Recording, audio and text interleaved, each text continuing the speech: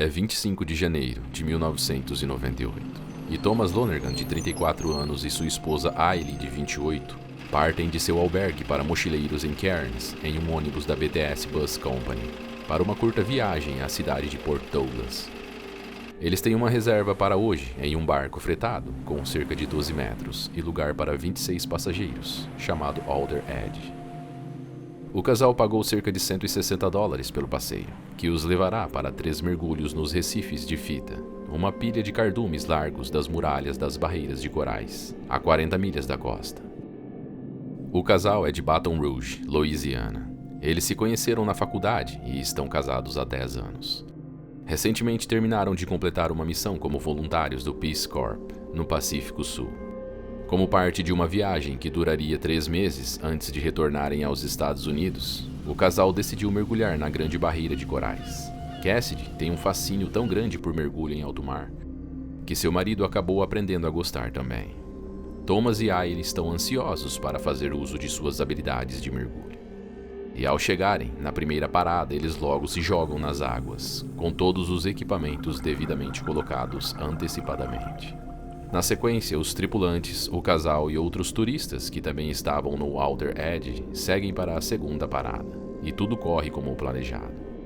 Mergulhar em águas cristalinas, observando a imensa muralha de corais, é diversão garantida, e os turistas estão bastante satisfeitos com a experiência que a empresa está proporcionando a todos. Após finalizarem os 2 primeiros mergulhos, por volta das 3 horas da tarde, o terceiro é iniciado em um local chamado Fish City. Neste momento, os Lonergans dizem à instrutora de mergulho que auxiliava os turistas, Catherine Traversal, que eles iriam sair do local e fazer suas próprias coisas. No total, há 26 passageiros na embarcação, e somente uma contagem de pessoas foi feita no início da viagem. Todos os turistas novamente se lançam nas águas pela terceira vez, com uma única coisa em mente: aproveitar ao máximo a prazerosa experiência de ver animais aquáticos flutuando pelas águas como pássaros, e estrelas do mar dormindo na areia, rodeados por um azul cristalino profundo que parecia ser infinito. Thomas e Cassidy Lonergan são vistos nadando calmamente a 12 metros de profundidade. Esta seria a última vez que o casal foi visto por alguém. Após 45 minutos de mergulho, os turistas emergem das águas, voltam para o barco e se preparam para voltar para a terra firme. Aqui surgem 2 versões sobre o que aconteceu. A primeira é a do proprietário do barco e responsável pelo passeio, Geoffrey Ian. Ele alega que fez a verificação e que 26 pessoas foram contadas, e então ele partiu para a costa sem esperar que o casal retornasse do mergulho. A segunda versão é a do Sr. Richard Trigg, um turista que estava no passeio e participou do mergulho juntamente com sua esposa.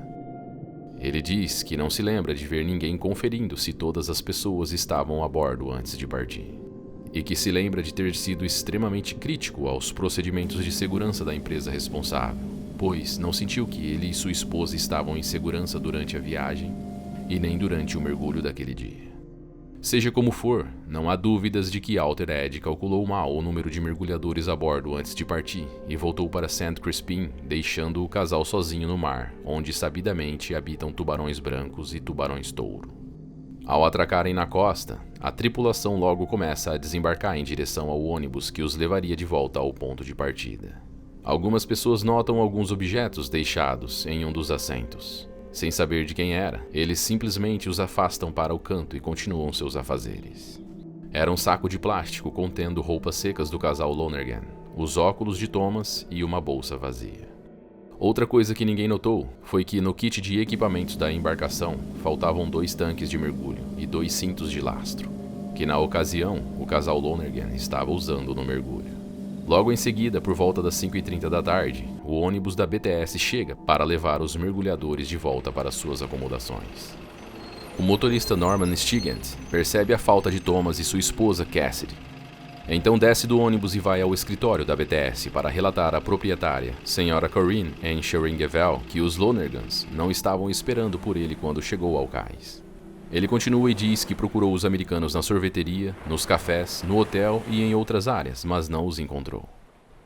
O motorista também nota que 2 pares de sapatos pertencentes aos Lonergans ficaram na loja de mergulho do cais e ainda não tinham sido recolhidos. A senhora Scheringevel relata ao motorista que telefonou para os operadores do passeio e que não se lembra muito bem da conversa, somente de que o proprietário da embarcação, Sr. Ian, disse que o motorista poderia seguir sem eles.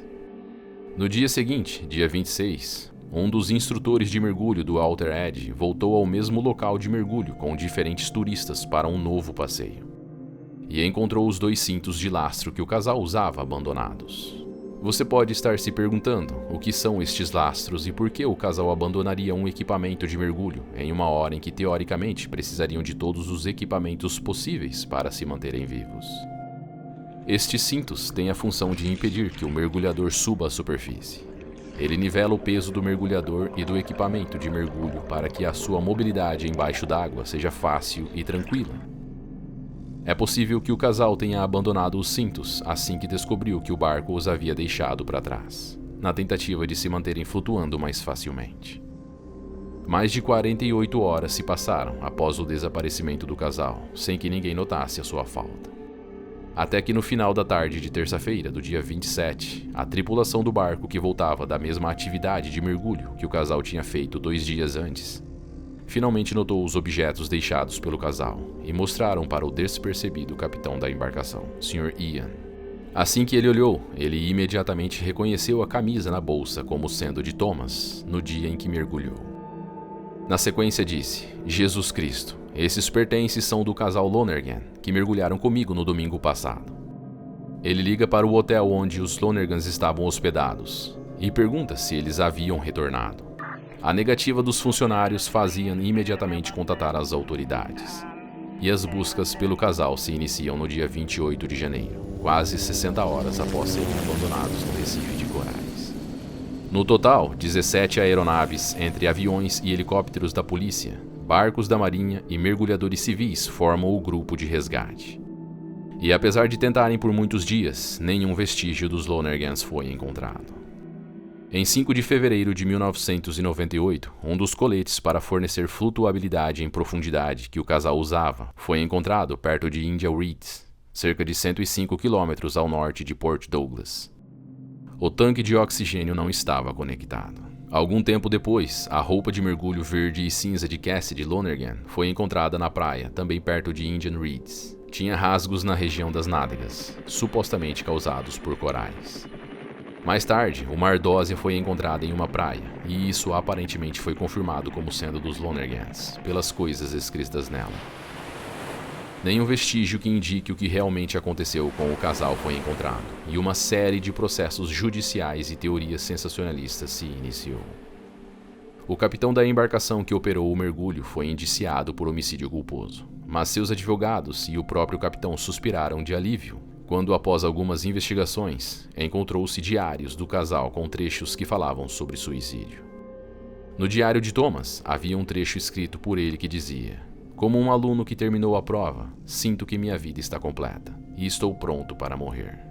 A partir daqui, minha vida só pode piorar. Ela chegou ao auge e tudo está indo ladeira abaixo até meu funeral." Lonergan, aparentemente deprimido, também escreveu como sua mãe ficou chateada por ele ter dado as costas à fé católica e fugido com Cassidy.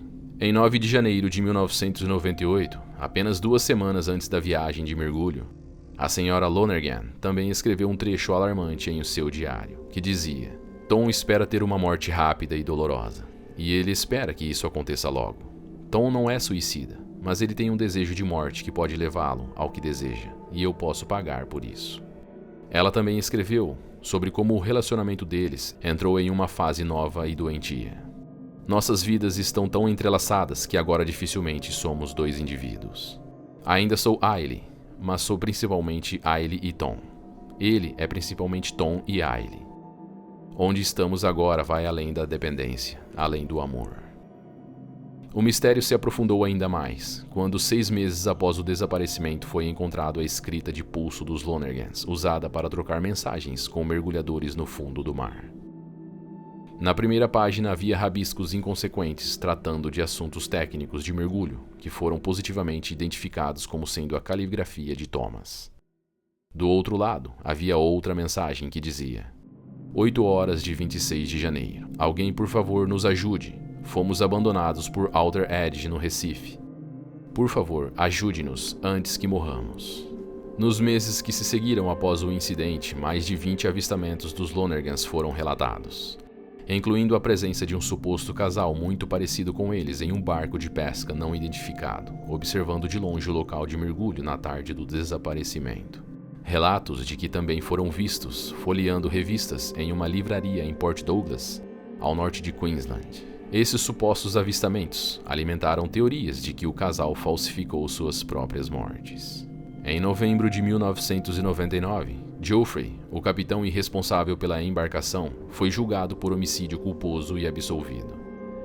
Acredita-se que o júri sentiu que ele não deveria ser culpado por um erro cometido por toda a tripulação. Sua empresa Outer Edge Dive foi julgada por um tribunal civil em Queensland, declarada culpada de negligência e multada. Geoffrey fechou as portas de sua empresa logo depois. Alguns especialistas sugerem que os Lonergans encontraram seu destino final nas mandíbulas de um tubarão. Embora metade dos tubarões do mundo vivam nas águas ao redor da Austrália, a maioria deles é completamente inofensiva para humanos. Também não havia evidências reais de um ataque de tubarão nas roupas e nas jaquetas de mergulho do casal que foram encontrados na costa. O desaparecimento do casal inspirou o filme Águas Abertas, apesar dos produtores não falarem isso abertamente.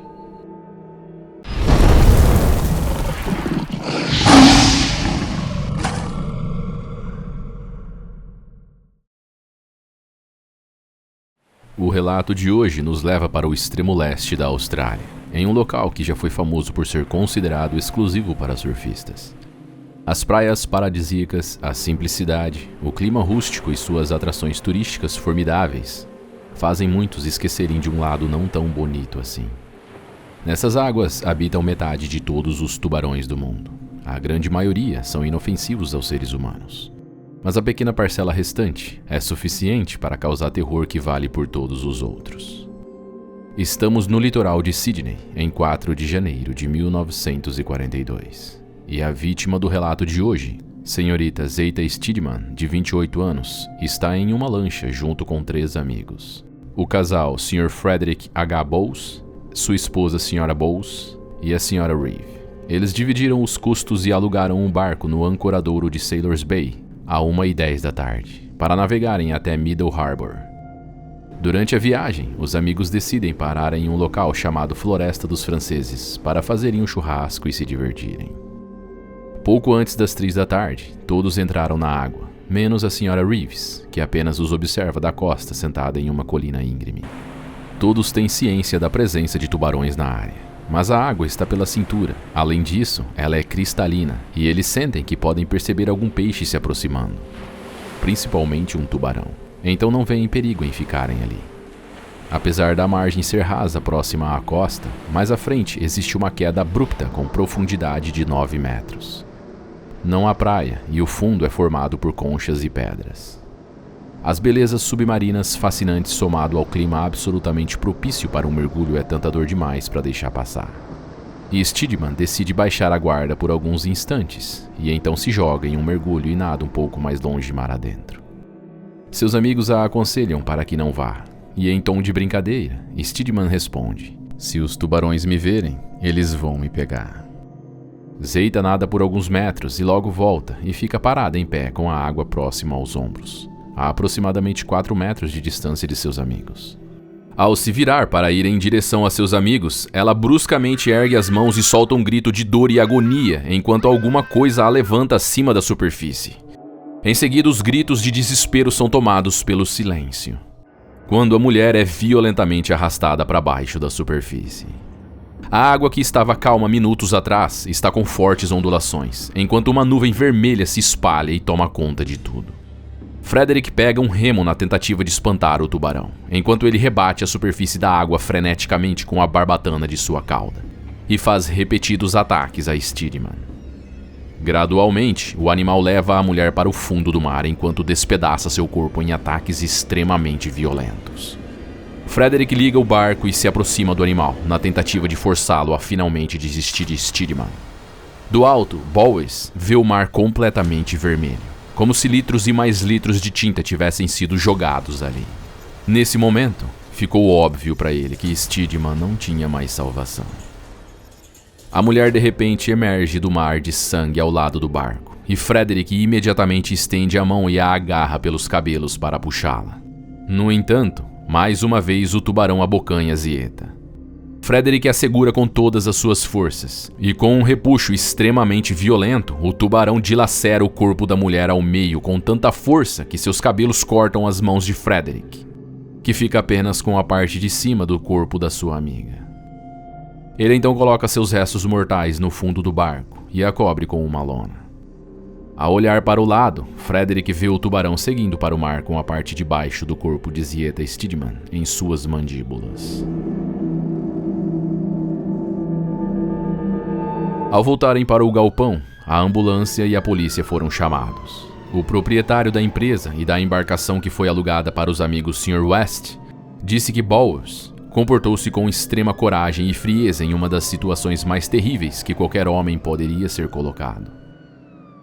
Frederick disse que alguns homens que estavam a centenas de metros pescando vieram para ajudar, ao perceberem que alguma coisa de errado estava acontecendo. Ele estimou que o tubarão tinha cerca de 4,5 metros.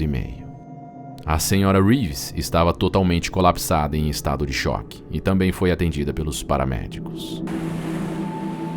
Avançando para o mês de dezembro do mesmo ano, outro ataque igualmente horrível ocorreu a apenas 500 metros de onde a senhora Steedman foi morta. A vítima dessa vez se chama Denise Burke e tem apenas 15 anos de idade. Ela veio para a Austrália de Hong Kong, acompanhada de sua mãe e irmã, devido a um plano de evacuação do governo que previa uma invasão no país. Em julho de 1940, líderes do governo japonês tomaram a iniciativa de evacuar famílias britânicas de militares e civis que residiam na metrópole para a Austrália. Cerca de metade dos evacuados e seus filhos permaneceram na Austrália após a guerra ou tentaram ter uma vida por lá depois de experimentar as dificuldades do pós-guerra na Grã-Bretanha ou Hong Kong. Entre estas pessoas estava Denise Rosemary Burke, com apenas 15 anos na época. Apesar da tenra idade, Denise está com problemas de gente grande. Além de ter se mudado para um país com língua e cultura totalmente diferentes do seu, sua mãe está com problemas de saúde e seu pai e seu irmão são prisioneiros de guerra. O lado bom é que Denise fez boas amizades no novo país, que lhe dão suporte emocional em uma fase difícil da vida. No dia 26 de dezembro de 1942, Denise parte com sua irmã Pamela e com alguns amigos para o estuário Middle Harbour, próximo à baía de Bantry Bay. Lá eles conseguem uma canoa a remo. Ao passar pela água para subir a bordo do barco, Denise corta levemente o pé em uma concha de ostra. A ferida é superficial, mas suficiente para sangrar. O dia está ensolarado e a água clara como cristal. As criaturas marinhas estão facilmente visíveis e alguns pequenos tubarões são vistos perambulando pelas águas. Avistamentos de tubarões assusta a maioria das pessoas, mas não os habitantes de Sydney. Na verdade, isso é comum por aqui. E avistar os animais não é nada além de um dia normal. Os amigos continuam navegando calmamente, quando por volta das 10 da manhã, decidem atracar o barco e parar por alguns instantes para contemplar a natureza.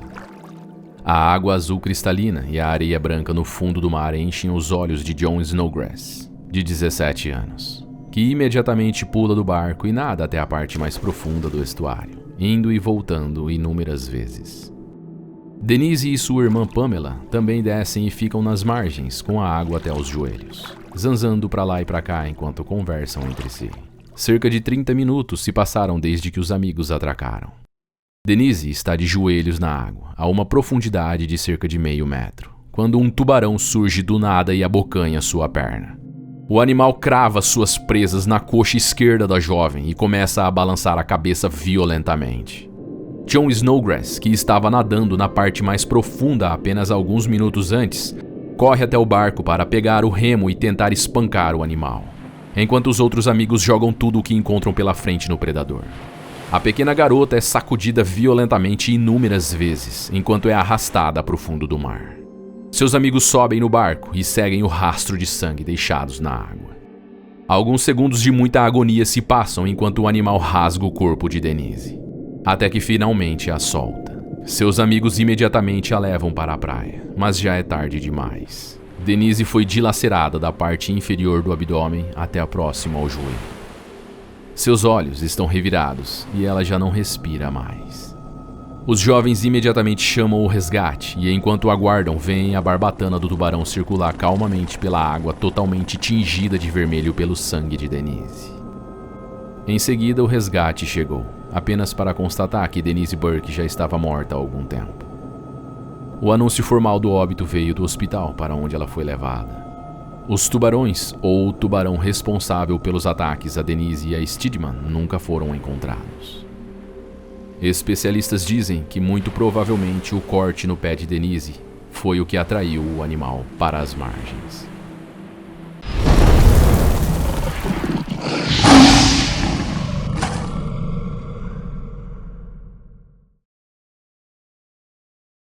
Estamos novamente em Pernambuco, na cidade de Jaboatão dos Guararapes.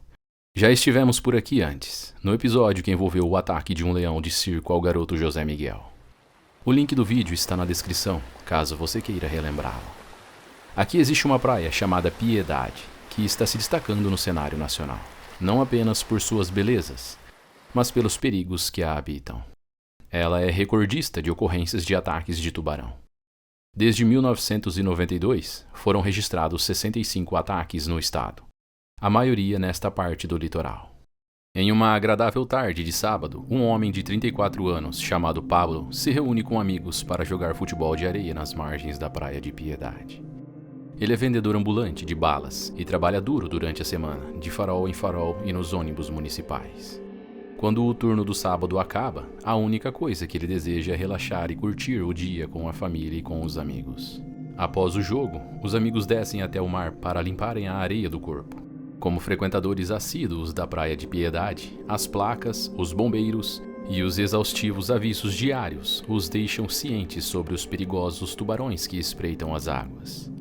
Os amigos então entram com a água apenas em profundidade suficiente para se limparem, na altura dos joelhos.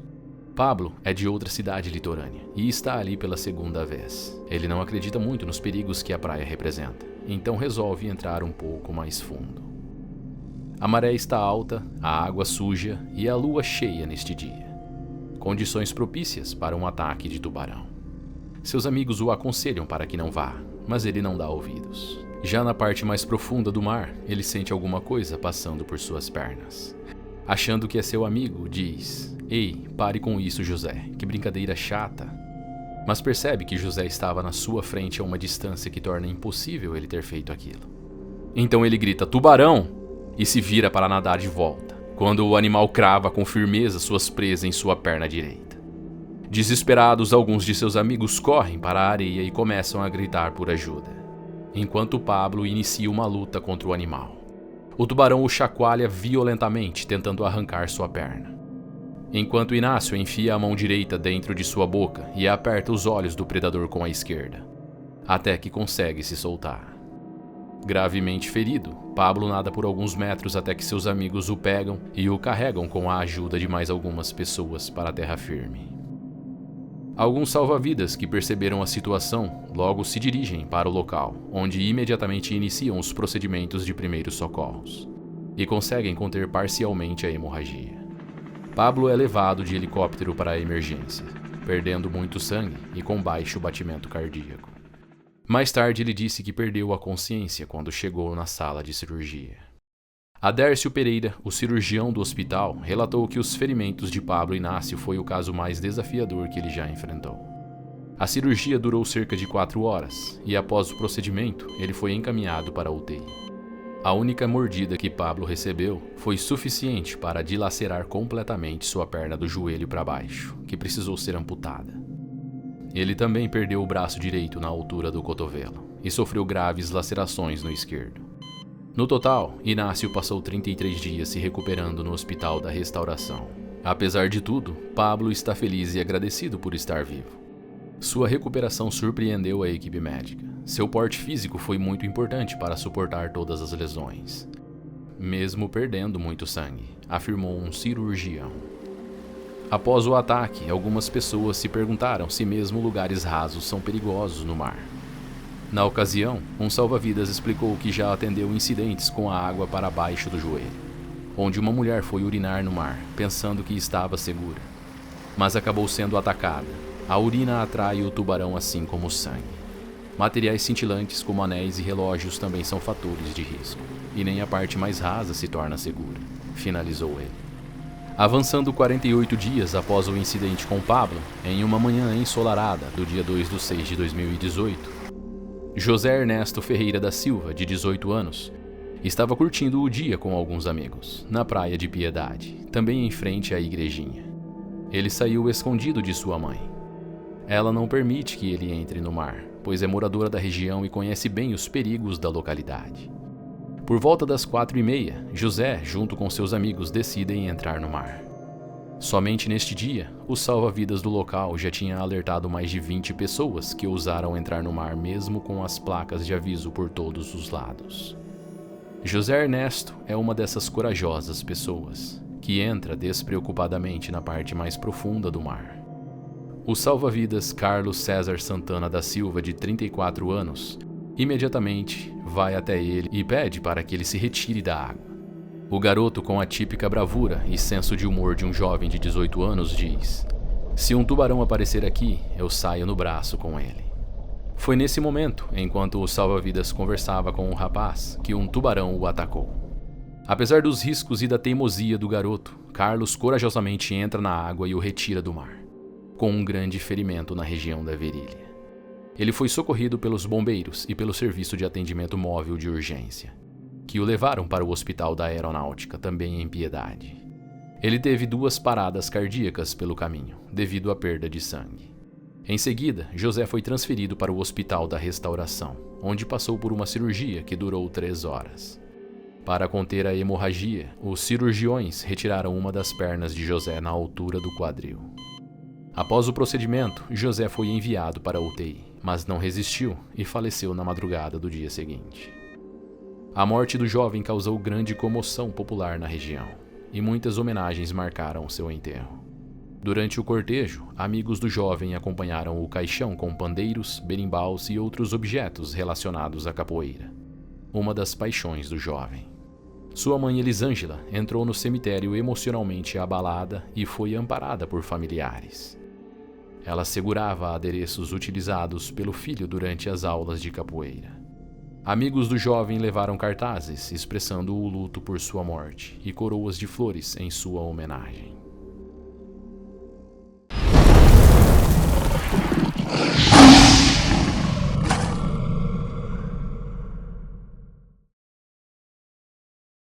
No mesmo mês em que Coughlin foi morto, um homem desapareceu em Bilgola, ao norte da península de Sydney. Ninguém sabe ao certo, mas presume-se que ele também tenha sido devorado por um tubarão. As mortes deixaram os banhistas apreensivos e cientes das ameaças representadas pelos tubarões. Mas as águas mornas e cristalinas da praia de Coogee seduzia as pessoas ao ponto de buscarem motivos para entrar na água. Eles diziam que as mortes que aconteceram há poucos dias eram casos isolados. No mês seguinte, Mervyn Gannon, de 21 anos, que havia chegado à cidade após se alistar e servir na França com uma identidade falsa quando tinha apenas 17 anos de idade, foi outra vítima. Ele é órfão, trabalha em uma oficina mecânica e mora em Normanby Flats, no subúrbio litorâneo de Coogee. Seus únicos familiares na cidade são seu tio e tia, que também moram em Coogee. Mervyn tem o costume de frequentar a praia diariamente, e no dia 2 de março de 1922, estava surfando nas águas da praia de Coogee. Cerca de 30 pessoas, entre surfistas e nadadores, também estavam se banhando nas águas da praia neste dia. Um homem chamado J. Brown está de olho em todos.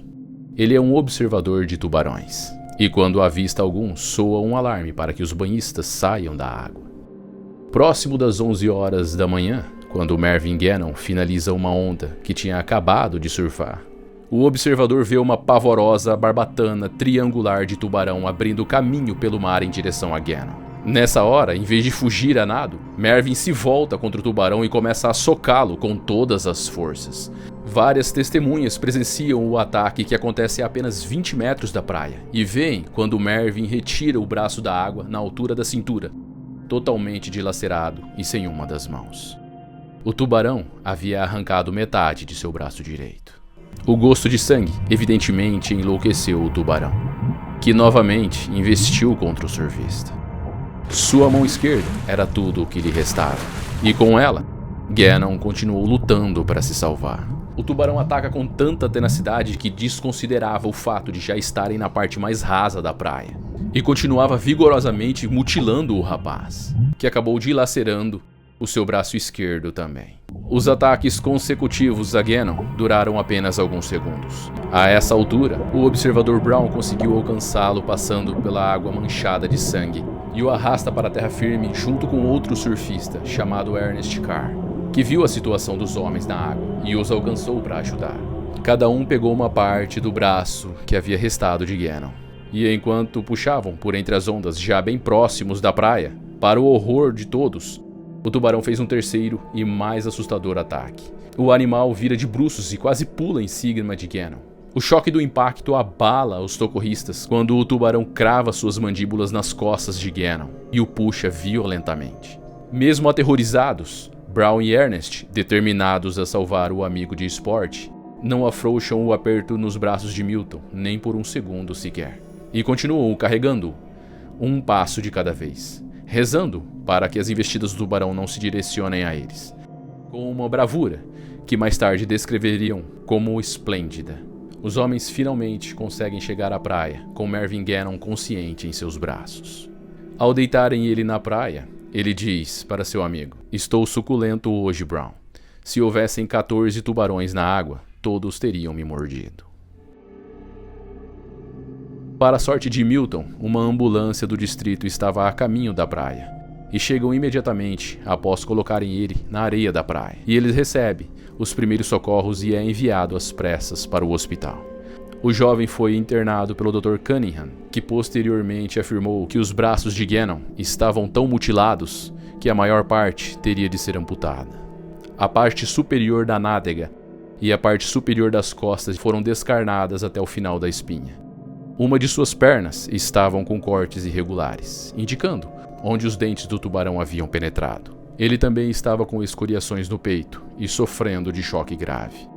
Seu estado foi descrito como muito grave, mas havia chances de ele sobreviver. Após ser tratado, Gannon disse à sua tia angustiada, que o visitou no hospital, que embora tivesse perdido os 2 braços, ele se considerava sortudo, porque pelo menos não iria morrer. Ele também descreveu todo o ocorrido no hospital e com suas próprias palavras disse: "Vi um tubarão quando estava a cerca de 10 metros de mim. Quando tentei afastá-lo com um soco, ele mordeu minha mão direita.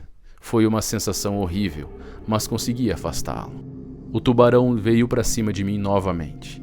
Tentei a esquerda dessa vez, mas não adiantou. Ele me pegou de novo. Então Brown e o outro homem me alcançaram.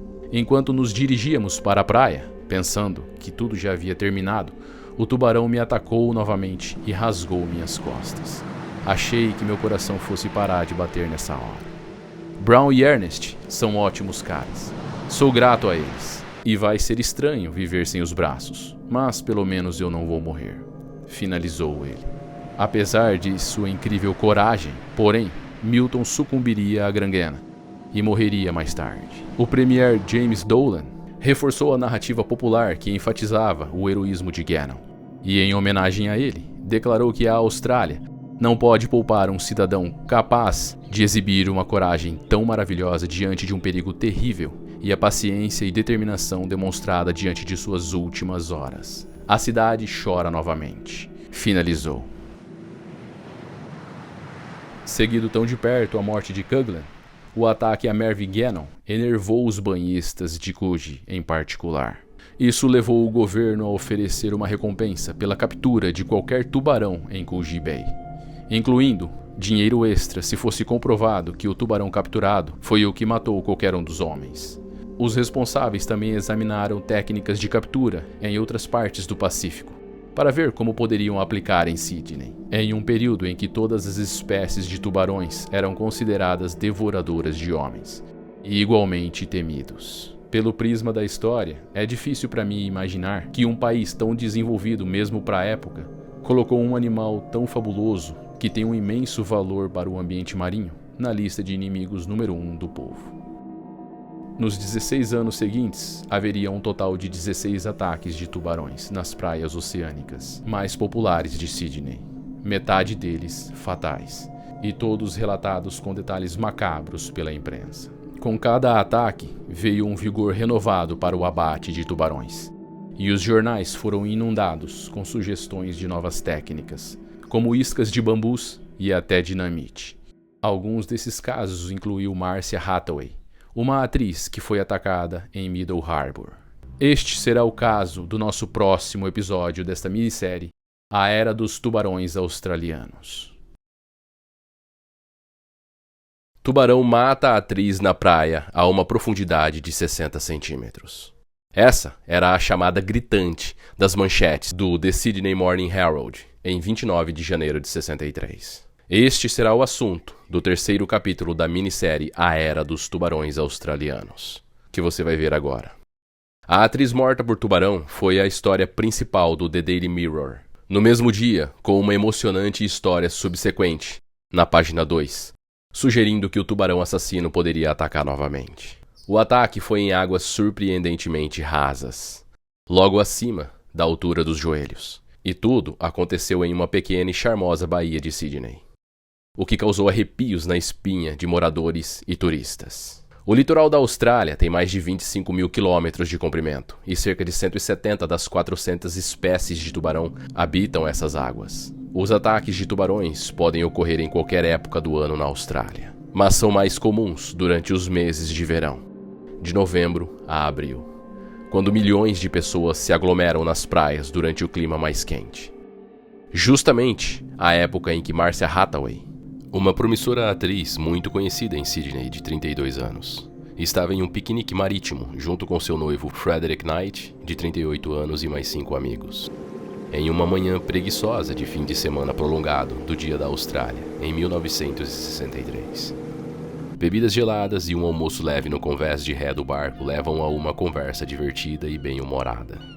O plano é chegar ao subúrbio portuário de Castle Creek na hora do almoço na segunda-feira, dia 28 de janeiro. O barco em que eles estão se chama Valeta e tem cerca de 8,5 metros. Ele está ancorado a cerca de 20 metros de Sugarloaf Point, em Middle Harbour. Às 12h30, as 4 pessoas desembarcam, enquanto os outros 3 amigos permanecem a bordo. Sandra Hayden e James Delmesh vão procurar por ostras entre as rochas da praia, enquanto o casal Marcia e Frederick nadam na parte rasa. Eles brincam e se divertem, chapinhando água um no outro. Com cabelos ruivos e olhos azuis marcantes, Marcia tem o cuidado de proteger sua pele, que parecia ser de porcelana, dos 30 graus que fazem no dia, vestindo um chapéu de sol e mangas compridas. Nem em seus piores pesadelos, o casal poderia imaginar o horror que estava prestes a acontecer naquela tarde perfeita. Frederick está de costas para Marcia a uma distância de cerca de 3,5 metros, com a água um pouco acima da altura dos joelhos, e então ele ouve ela gritar: "Acho que um polvo me pegou." Voltando-se para sua noiva, ele vê o impensável acontecer. Marcia estava sendo atacada por um tubarão. Ele corre até ela, ao mesmo tempo em que o tubarão a arrasta ferozmente para o fundo. Ela só se desprende do animal quando ele arranca uma parte de sua panturrilha. Quando Frederick a alcança, o animal volta e novamente crava suas presas em uma das coxas de Marcia. Frederick, desesperado para salvar sua namorada, monta no tubarão e começa a chutá-lo e a socá-lo. A essa altura, seus amigos percebem a situação e tentam ajudar. James Delmesh corre em direção ao casal e tenta puxar o predador, formando um cabo de guerra macabro com o predador sedento por sangue. Frederick também agarra o animal, tentando arrastá-lo para longe de Marcia. Mas o animal é poderoso e escorregadio.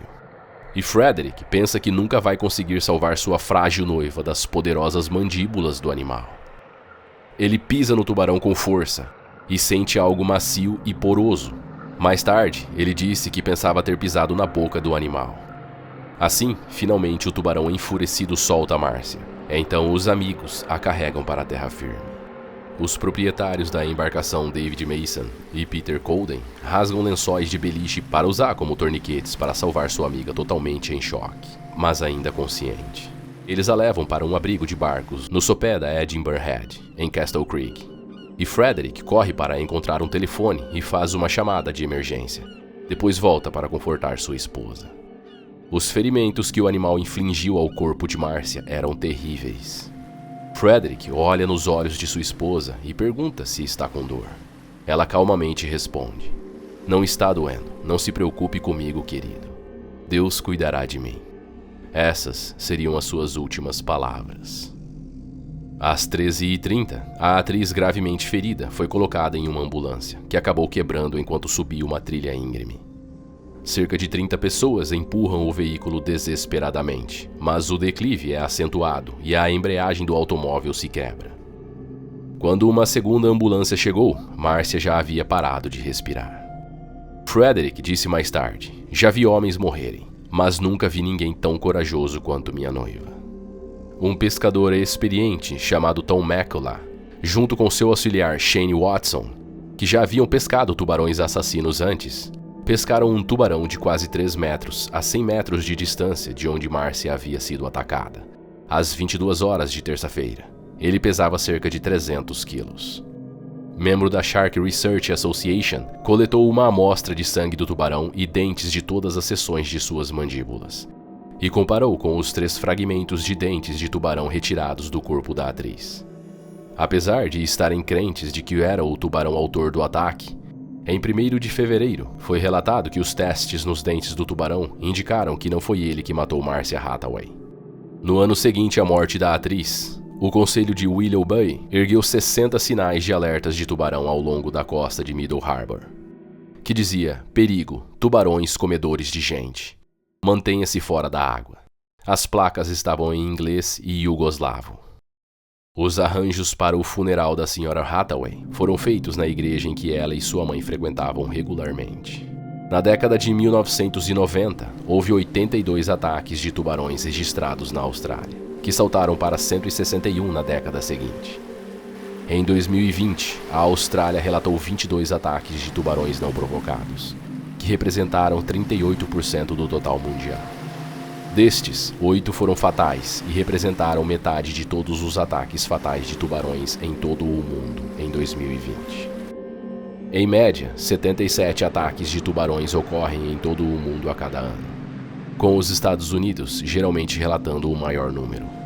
Em 2020, a Flórida representou 48% de todos os ataques de tubarões dos Estados Unidos. Em 2021, o Museu de História Natural da Flórida investigou 137 supostos ataques de tubarões em todo o mundo. Em 16 de fevereiro de 2022, Simon Nilist foi atacado por um tubarão, em Little Bay, na Austrália.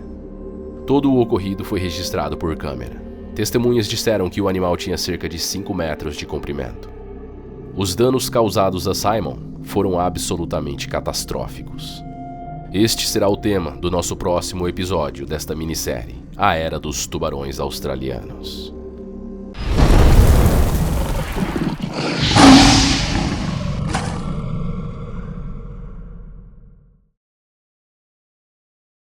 Antes de começarmos este vídeo, um aviso de cautela. O relato do vídeo de hoje não é para os fracos de coração. O caso é extremamente violento e eu não medi palavras para descrever em detalhes o ocorrido. Eu recomendo fortemente discrição aos espectadores que decidirem assistir. Byron Bay é uma cidade localizada em New South Wales, Austrália, ao leste do país, situado a 800 km de Sydney e a 180 km ao sul de Brisbane. Famosa por suas praias de areia branca e águas cristalinas, Byron Bay cativa os visitantes com sua atmosfera serena e vívida conexão com a natureza. Situada em um cenário de clima tropical, a cidade desfruta de temperaturas agradáveis que giram em torno de 28 graus, suavizadas por brisas refrescantes. Seu apelo transcende fronteiras, conquistando corações e mentes de aventureiros ávidos por desbravar suas maravilhas naturais. Os amantes do surf encontram aqui seu paraíso, deslizando pelas ondas perfeitas e se entregando à emoção das águas.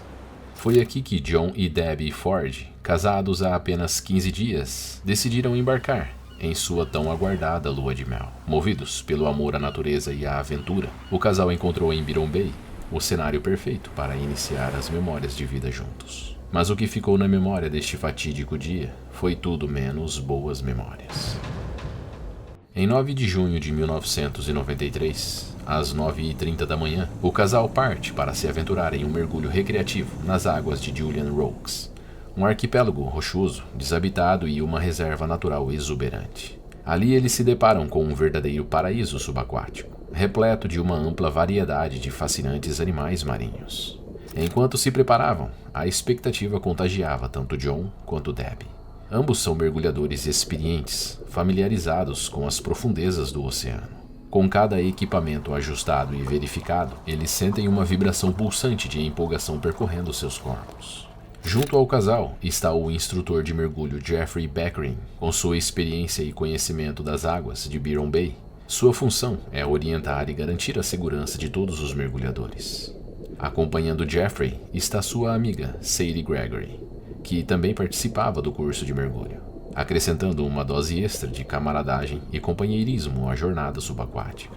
Com as condições meteorológicas impecáveis e uma visibilidade cristalina, as circunstâncias estão perfeitas para um mergulho inesquecível. E de fato será. As tartarugas marinhas nadavam tranquilamente ao redor do casal, enquanto os golfinhos brincalhões e cheios de energia alegravam o ambiente com suas acrobacias aquáticas. No entanto, tubarões de diversas espécies, como os tubarões lixa, os tubarões martelo e o imponente grande tubarão branco, encontram seu habitat nessas águas. Após chegarem a uma área com profundidade entre 10 e 15 metros, o grupo recebe um alerta, para ter cautela ao tocar o fundo, pois os recifes de corais podem abrigar seres venenosos como os baiacus e os corais de fogo. Enquanto nadavam e exploravam as profundezas, uma silhueta sinistra atraiu a atenção do grupo. É um grande tubarão branco, que nadava próximo, mas logo começou a se afastar. A sensação de alívio toma conta do coração de todos. Com a paz e a tranquilidade interna renovada, o grupo segue em frente, confiando que nada vai acontecer a eles. Ao atingirem a profundidade de 5 metros, é chegada a hora de iniciar uma parada de segurança de 3 minutos. Um procedimento comum durante o mergulho para evitar a descompreensão. Essa medida garante que os mergulhadores tenham uma transição gradual de volta à superfície, evitando qualquer risco associado às mudanças bruscas de pressão. Eles não sabem, mas o dia lindo e ensolarado de mergulho está prestes a se tornar um filme de terror. Enquanto aguardavam tranquilamente, o tubarão branco, com cerca de 5,5 metros de comprimento, emergiu silenciosamente debaixo deles. Num movimento rápido, o animal se dirigiu diretamente para Debbie. Em um reflexo mais rápido ainda, John a empurrou para longe, colocando-se entre ela e o tubarão em segundos. E o tubarão o atacou com uma mordida extremamente violenta, que dilacerou seu corpo, matando-o instantaneamente. A coragem de John, no entanto, não seria em vão. Seu ato heróico e rápido de sacrifício permitiu que Deborah escapasse com vida. Os membros restantes do grupo, tomados pelo pânico e pelo choque do terrível acontecimento que presenciaram, nadam freneticamente para a superfície, buscando desesperadamente a segurança do barco. O turbilhão de emoções tomou conta de todos, enquanto o horror da cena continuava a assombrá-los. Ao olhar para trás, Deb vê um cenário grotesco de sangue subir à superfície, junto com pedaços de roupa e carne humana. Então, ela avista o tubarão por entre a água cristalina, nadando a apenas alguns metros, enquanto devorava impiedosamente o corpo de John. Em meio à situação caótica, Sadie Gregory e Jeffrey, que estavam no barco, colocam suas próprias vidas em risco e saltam na água novamente para resgatar Deb. A urgência do momento era clara e cada segundo parecia um fardo insuportável. Sadie, com determinação, consegue alcançar Deb, cujos olhos revelavam uma mistura de desespero e dor indescritíveis. Deb finalmente reage e começa a nadar, empurrando seu corpo exausto através da água agitada, mantendo os olhos fixos no barco. Nesse momento, Jeffrey assume um risco ainda maior, mergulhando nas profundezas perigosas. Ele nutria uma pequena centelha de esperança de que John pudesse ser resgatado. Cada movimento era incerto, cada segundo crucial. A força da correnteza e a presença constante do tubarão desafiavam sua determinação. Mas ele persiste, até que, com o coração pesado, Jeffrey finalmente aceita que não há mais esperanças para John. O tempo havia se esgotado, e o tubarão branco continuava sua festa macabra nas profundezas. Emergindo da água com uma mistura de raiva e tristeza, ele se juntou aos demais no barco. O silêncio predominava, apenas quebrado pelos soluços abafados de Debbie e pelos suspiros pesados de cada um que ali estava. Sally, com uma voz trêmula, tenta acalmar Debbie, que parece estar em choque. Pouco tempo depois, o torso de John emergiu e boiou na superfície. Foi então que o tubarão lentamente fechou suas mandíbulas em seu tórax e partiu em direção às profundezas. Eu soube depois que os pedaços dele, que estavam na superfície, foram recolhidos e colocados em um balde, disse Debbie mais tarde. Jeffrey acionou a guarda costeira pelo rádio e comunicou o ataque fatal. Debbie, devido ao choque, precisou ser amparada pelos paramédicos assim que o barco chegou à costa. A notícia do ataque rapidamente se espalhou, e alguns pescadores foram para o local com a certeza de que algo deveria ser feito. Foi então que 3 barcos de pesca zarparam liderados pelo experiente pescador Ron Boggs, com o objetivo de caçar e matar o tubarão responsável. Os pescadores avistaram o tubarão próximo ao local do ataque e o atraíram com iscas. O animal atacou as iscas e ficou preso junto ao barco por um cabo. E o que se seguiu foi uma batalha entre os pescadores e o tubarão que durou cerca de 90 minutos, enquanto eles tentavam chegar perto para poder atirar nele com um rifle calibre 303. A cena era surreal, enquanto o tubarão branco, apesar de ferido e exausto, mostrava uma força descomunal, tentando se libertar de seus captores. Mesmo após esgotar suas forças, animais de grande porte tendem a sucumbir à exaustão. No entanto, o tubarão em questão desafiou todas as expectativas ao demonstrar uma resistência formidável. Com uma tenacidade impressionante, ele não apenas arrastou o barco por cerca de 6 quilômetros mar adentro, mas também, durante a batalha, regurgitou uma parte do torso de John Ford, um testemunho horripilante da brutalidade do ataque. Apesar do cansaço aparente, o tubarão não cedeu à derrota, e em um último esforço desesperado, lançou uma investida contra a embarcação. Com uma força sobrenatural, ele rompeu o cabo que o mantinha preso e mergulhou velozmente em direção ao vasto mar aberto, deixando para trás uma cena de espanto e admiração. A fuga épica do tubarão branco deixou uma marca na memória dos pescadores, servindo como um lembrete vívido de que a natureza selvagem pode superar qualquer expectativa humana. A audácia e a resistência demonstradas pelo tubarão reforçaram ainda mais seu lugar de predador supremo nas profundezas do oceano. A morte de John James Ford ecoou intensamente nos meios de comunicação local, deixando uma onda de pânico entre os banhistas e resultando no fechamento imediato das praias ao redor de Byron Bay. O impacto dessa ocorrência foi agravado pela constatação de que este era o segundo ataque fatal de tubarão em menos de uma semana na região.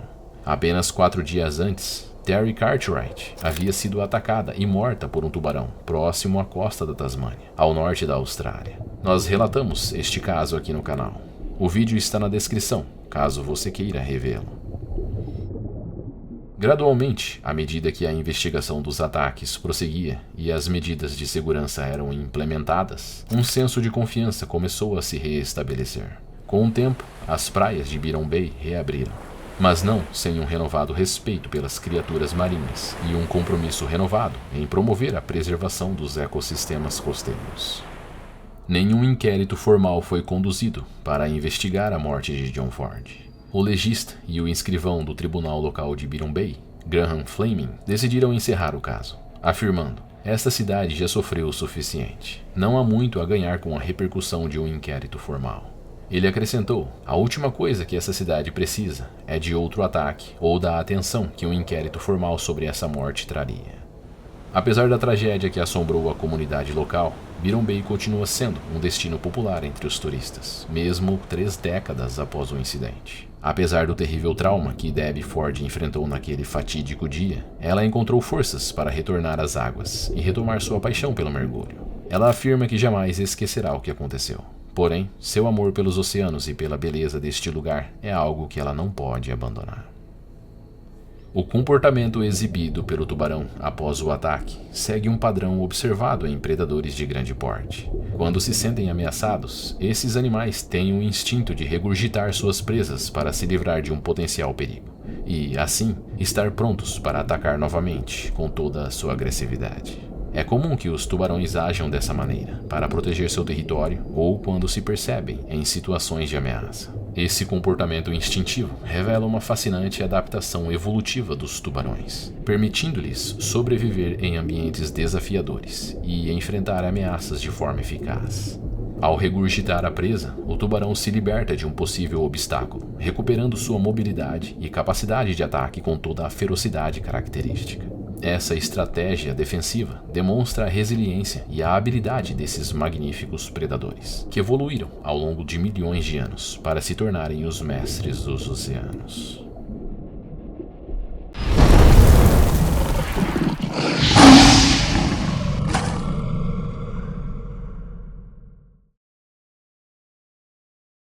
Esta é Terry Cartwright, uma dedicada profissional que integra a equipe renomada do Australian Maritime College, uma instituição de destaque localizada na Universidade da Tasmânia. Seu marido Ian desfruta de uma posição de liderança como diretor dessa mesma instituição, sendo responsável por supervisionar uma equipe especializada em pesquisa submarina. Em uma manhã ensolarada de sábado, mais precisamente em 5 de junho de 1993, o casal embarca em uma jornada rumo à bela ilha Tent, junto com seus 5 filhos. Ian, que também possui habilidades como mergulhador, assume o papel de capitão a bordo do navio de pesquisa Riveresco. Acompanhando-os estavam 2 mergulhadores essenciais para a equipe, o professor de biologia marinha Stephen Ayers e sua colega Josephine Osborne.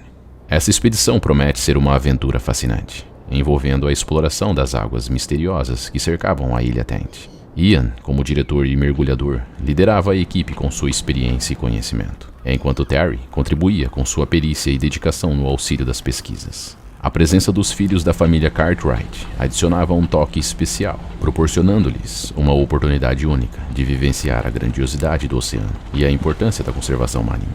À medida que o Riveresco avança pelas águas cristalinas, a atmosfera está repleta de entusiasmo e expectativa. Todos estão prontos para explorar e desvendar os segredos ocultos sob as profundezas marítimas. Combinando conhecimento científico e paixão pela pesquisa, a equipe busca descobrir novas espécies marinhas, analisar ecossistemas submarinos e contribuir para o avanço do conhecimento no campo da biologia marinha. Stephen, o professor de biologia, tinha um objetivo específico em mente para este dia da expedição: estudar e pesquisar o comportamento das focas e leões marinhos na ilha Tent. Essa pequena ilha rochosa tem cerca de 900 metros quadrados e está a 30 quilômetros da costa de Georgetown, na Tasmânia. Além de ser uma área desabitada, a ilha Tent é uma preciosa reserva natural, abrigando uma colônia de focas, leões marinhos e diversas espécies de aves marinhas. A água está fria e cristalina, proporcionando condições perfeitas para um mergulho em grupo. Terry estava ansiosa para explorar e interagir com os leões marinhos, que eram conhecidos por sua curiosidade e brincadeiras com os visitantes. Apesar de sua experiência, já fazia mais de um ano desde seu último mergulho, o que aumentava ainda mais sua empolgação em retornar às profundezas do mar. Terry pediu a Ian para ancorar próximo a um canal ao lado sul da ilha, um local estratégico para a imersão. Assim, ele conduziu o barco até o local indicado e baixou a âncora, a uma distância segura de aproximadamente 150 metros da ilha, com uma profundidade de 15 metros, conforme indicava o leitor. Terry foi a segunda a entrar na água. Seguindo Stephen, ela usa um traje completo de mergulho, na cor preta, com 7 milímetros de espessura, incluindo capuz, pés de patos amarelos e um cilindro de oxigênio, também amarelo. O grupo mal havia entrado na água quando foram cercados por dezenas de focas e leões marinhos, que nadavam ao seu redor. Curiosos com os novos visitantes, Terry sabia que era importante ficar próximo ao grupo, mas encontrou alguns problemas para ajustar seu equipamento, o que a fez ficar um pouco para trás, enquanto seus companheiros, Stephen e Josephine, já estavam cerca de 20 metros à frente, interagindo com os mamíferos marinhos. A visibilidade é excelente, e Terry fica deslumbrada com a maravilhosa vista que a cerca. Porém, enquanto descia, ela percebe que algo está errado. A pressão em seus ouvidos aumentava desconfortavelmente, o que a levou a parar no meio da descida para ajustar seus protetores de ouvido. Infelizmente, nesse momento, o grupo não percebeu que estavam sendo observados por um grande tubarão branco, que estava à espreita e caçando naquela área.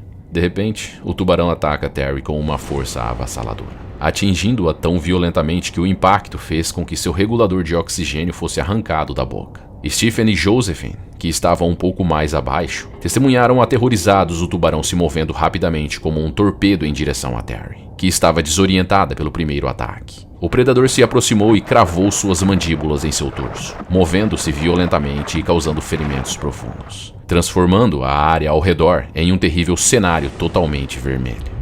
Enquanto os companheiros de Terry se escondiam entre as rochas, tomados pelo pânico diante da cena brutal que presenciaram, Stephen conseguiu vislumbrar um momento de alívio quando o tubarão soltou o corpo de Terry e se afastou. Determinado a chegar até ela, Stephen vasculha ansiosamente as águas, incerto sobre o paradeiro do tubarão. No entanto, a esperança foi rapidamente substituída pelo terror quando o predador retornou com uma fúria implacável, agarrando novamente o corpo de Terry com uma mordida violenta, antes de a arrastar em direção às profundezas, desaparecendo junto com ela. A última visão de Stephen e Josephine foram os pés de pato amarelos de Terry, projetando-se da boca do tubarão, enquanto ele se afastava.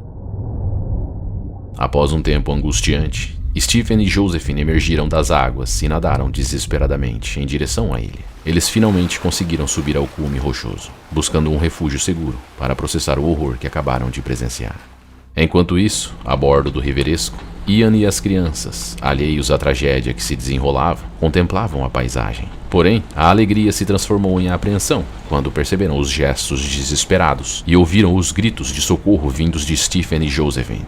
Ian, instantaneamente, alarmado ao notar a ausência de Terry, tomou uma decisão corajosa. Ele pegou o barco menor e partiu em direção à ilha, acompanhado por Hicken, outro membro da tripulação do Riveresco, ambos se movendo com a máxima velocidade possível.